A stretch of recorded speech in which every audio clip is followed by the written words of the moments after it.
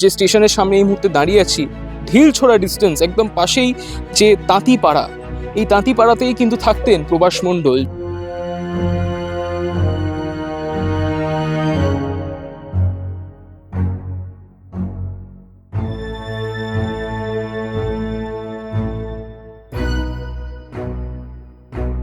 আমি এই মুহূর্তে এসে উপস্থিত হয়েছি সেই তাঁতিপাড়াতে, যে তাঁতিপাড়ার কথা আপনাদেরকে বলছিলাম, যেখানে থাকতেন প্রভাস মণ্ডল, তার মা এবং তার স্ত্রী, তার বাড়ি এখানে।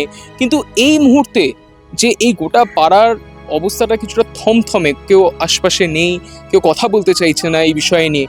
খুবই স্বাভাবিকভাবে এই গোটা বিষয়টা, যে এই গোটা বারুইপুরের মানুষের, এই সূর্যপুরের যে বাসিন্দাদের মনে যে একটা দাগ কেটেছে, সেটা কিন্তু খুবই স্পষ্ট আমাদের ক্যামেরায় উঠে আসবে। আমি সত্যিকে বলবো একটু প্যান করে দেখাতে, যে এই গোটা পাড়াটা এই মুহূর্তে একদমই ফাঁকা, কোনো আশেপাশে কোনো মানুষ নেই দুপুরবেলার সময়। কিন্তু এখন এই ঘটনার পরে যে গোটা পাড়ার মানুষেরা যে একটু চিন্তায় আছেন, একটু ভয় পেয়ে আছেন, না তার থেকেও বড় কথা যে তাদের মনের মধ্যে যে রাগ বা দুঃখ এই গোটা বিষয়টা নিয়ে, সেটা কিন্তু পাড়ার এখন এই থমথমে পরিস্থিতি দেখলেই কিন্তু আপনারা বুঝতে পারছেন। যে রাস্তাটা এই মুহূর্তে আমার সঙ্গে ক্যামেরায় শক্তিক আছে, যে রাস্তাটা আপনাদেরকে এই মুহূর্তে দেখাচ্ছে, এই রাস্তাতেই কিন্তু প্রভাস মণ্ডলের বাড়ি। আমরা চেষ্টা করবো সেই দিকে যাওয়ার।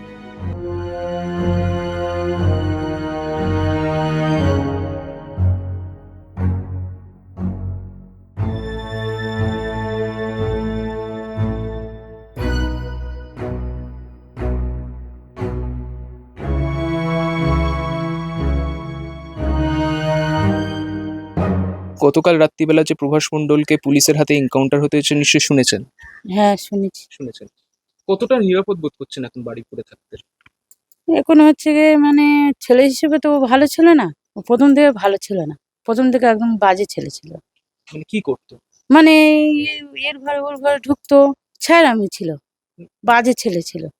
ভালো ছিল না। তো ওনার মাও যে বলছে যে ছেলের মৃত্যুতে হয়তো দুঃখ, কিন্তু ওনার ছেলে যা কাণ্ড করেছে সেটাতে ওনার মনে হয় যে শান্তি হয়েছে, যে কাজটা করেছে সেটার জন্য উনি উচিত শাস্তি পেয়েছেন। আপনি কি একই ঠিক কথা করে, মনে করেন? হ্যাঁ, হ্যাঁ। এটাই ঠিক বলেছেন মা। বিচার কি হলো তাহলে খুব বারুইপুরের ভালো হয়েছে। যা করেছে বিচার ভালোই করেছে। আচ্ছা, প্রথম দিক থেকে প্রশাসনের উপর একটা আঙুল উঠছিল, একটা অভিযোগের আঙুল উঠছিল, কিন্তু আজকে যে প্রশাসন যে পদক্ষেপটা নিয়েছে, পুলিশ যে পদক্ষেপটা নিয়েছে, সেই পদক্ষেপে আপনি কতটা খুশি? খুব খুশি। খুব ভালো হয়েছে। ধন্যবাদ। পুলিশ অফিসার যা করেছে এটাই খুব ভালো করেছে। শাস্তি হওয়া দরকার, শাস্তি দিয়েছে, খুব ভালো করেছে। এটুকু আমরা চেয়েছিলাম। আমি মনে করি যে যে যেমন দোষ করেছে তার তেমনটাই হওয়া উচিত। একদম ঠিক কাজই হয়েছে। আপনি একজন নারী, বারুইপুরে থাকেন, এই ঘটনার পরে নিজেকে কতটা নিরাপদ মনে করছেন? নিজেকে একদম ফুল নিরাপদ মনে করি। যে আমরা এবার নির্ভাবনায় যে বাইরে ছেলে মেয়েকে নিয়ে, ছেলে নেই আমার ২ টো মেয়ে আছে, বাইরে নিয়ে যেতে পারবো না। প্রত্যেকটা ধর্ষিতার ওপরে যে এরকম অন্যায় অত্যাচার হচ্ছে, যার থেকে প্রত্যেকটা মেয়ে বা মা সুরক্ষিত থাকে। এইরকম হওয়াটাই উচিত। নিজের স্বাধীনতাটা ফিরে আসবে আশা করি। এমনি কি আপনি চিনতেন ওনাকে? হ্যাঁ, আমার পাশের মানে পাশের বাড়ি। পাশেই বাড়ি। পাড়ে একদম। কিরকম মানুষ? এরকমই কি মানে? হ্যাঁ, এরকম দুশ্চরিত্রেরই মানুষ। আমার বক্তব্য হচ্ছে কি, উনি যেটা হয়েছে সেটা ঠিক আছে। ওর একটা মানে দূষিত ওই একটা ইয়ে করেছে, তার জন্য ও ঠিক আছে। ইনফ্যাক্ট প্রভাস মণ্ডলের মাও একই কথা বলেছেন, যে ওনার ছেলের মারা যাওয়াতে উনি দুঃখিত, কিন্তু যে ছেলে কাজ করেছে সেটার জন্য উপযুক্ত হ্যাঁ, শাস্তি হয়েছে। হ্যাঁ, তো আপনিও কি একই কথা হ্যাঁ, বলেন? হ্যাঁ। উনি কি এরকমই টাইপের লোক ছিলেন? না, ও একটু মালটাল খেলে বড্ড একটু মাদলামো করতো, বাড়িতে অশান্তি করতো। কিন্তু কখনো এরকম কিছু না, করেছে? এইরকম কিছু এরকম কিছু না, করেছে? না, অন্য কিছু করতো কি মানে?